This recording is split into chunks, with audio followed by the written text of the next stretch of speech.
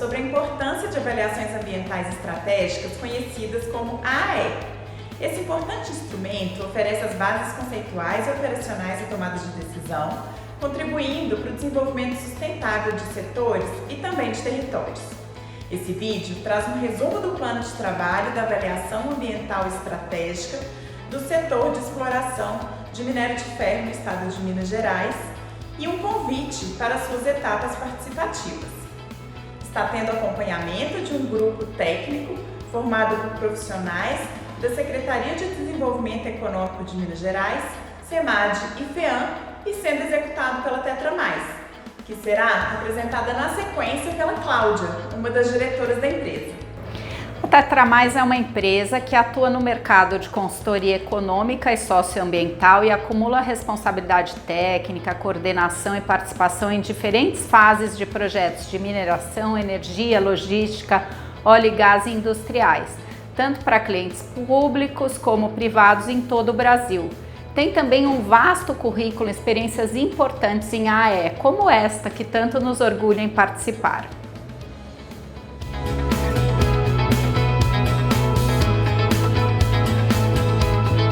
Agora, nós vamos conversar com o professor Luiz Henrique Sanches, que é professor titular da Universidade de São Paulo. Sua área de ensino e pesquisa é avaliação de impacto ambiental e social. Ele vai nos contar o que é uma AAE e sua importância.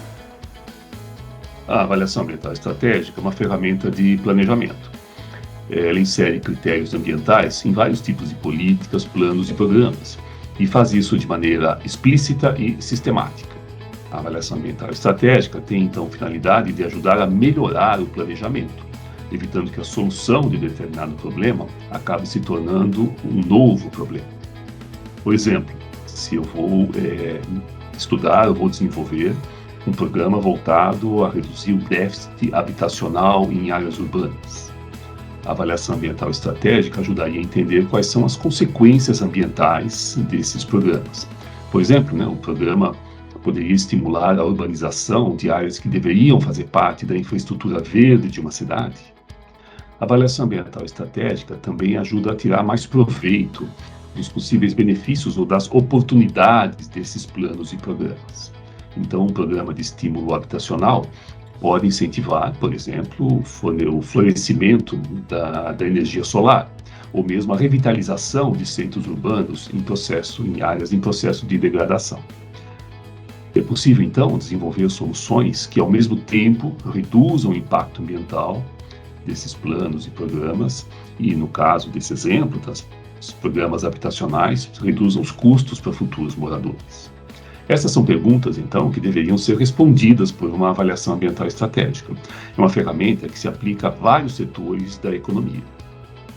Outra contribuição da avaliação ambiental estratégica é entender como são os rebatimentos territoriais dessas políticas, programas ou planos. Vamos imaginar uma política que, em determinada região, vai estimular atividades econômicas e que, por conta disso, poderia colocar em risco valores ou componentes importantes da biodiversidade. Se esse risco for identificado por uma avaliação ambiental estratégica, então o plano vai precisar incluir salvaguardas para a proteção da biodiversidade, para minimizar as possíveis perdas ou mesmo, se necessário, compensá-las. Esses são exemplos, portanto, do campo de aplicação da avaliação ambiental estratégica, uma ferramenta muito importante no planejamento.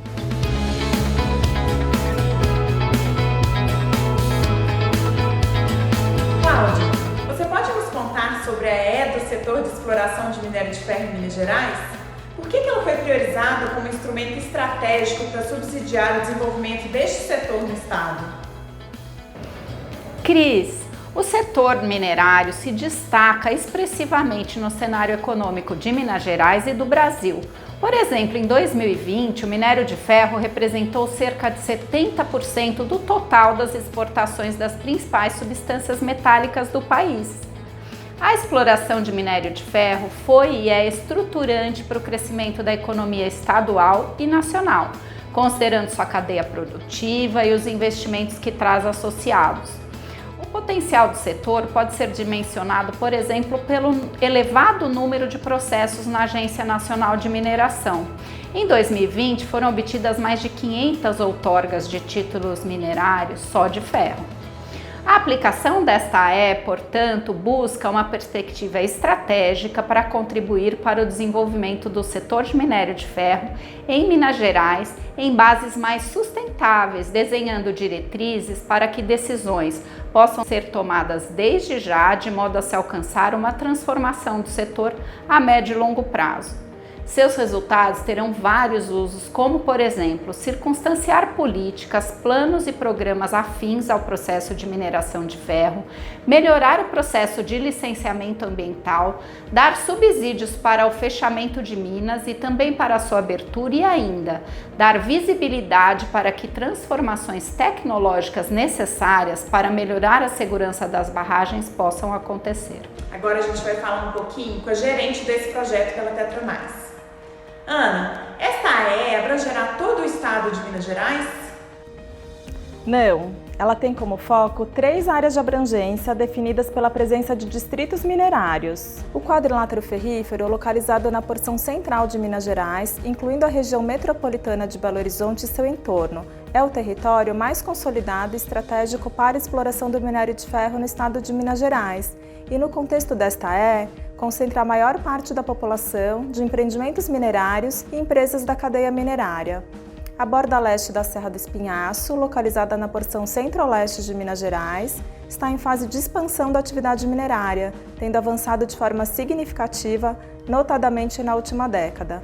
E o Distrito Ferrífero de Nova Aurora, localizado na porção norte de Minas Gerais, aparece como uma área com novas iniciativas para a exploração do minério de ferro, apontado como uma alternativa para promover o desenvolvimento socioeconômico do território, marcado por questões sociais relevantes.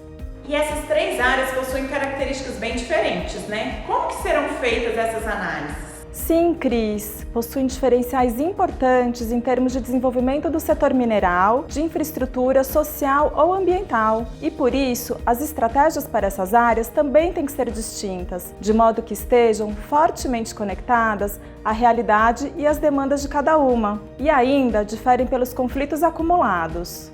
Ana, você pode nos contar quais são as principais etapas da AE?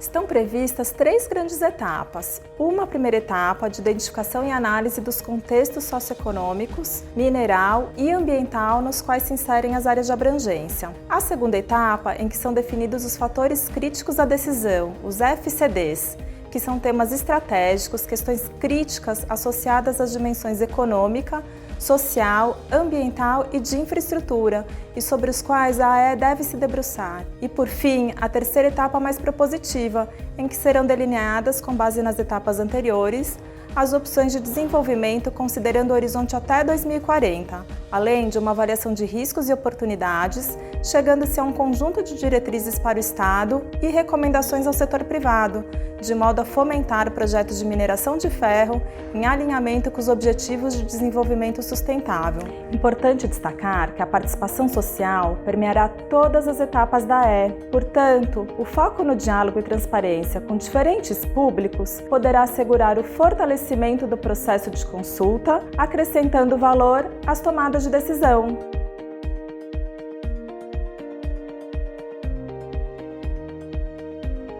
Fabíola, foi destacada a importância da construção conjunta desse instrumento, de modo a garantir a integração entre os setores envolvidos e a implementação futura de suas diretrizes e recomendações. Pode nos falar como estão sendo organizadas ou planejadas as etapas participativas dessa AE? Essa questão é crucial, Cris. A participação social contribuirá efetivamente para reforçar o compromisso da AE com a harmonização das questões econômicas e socioambientais.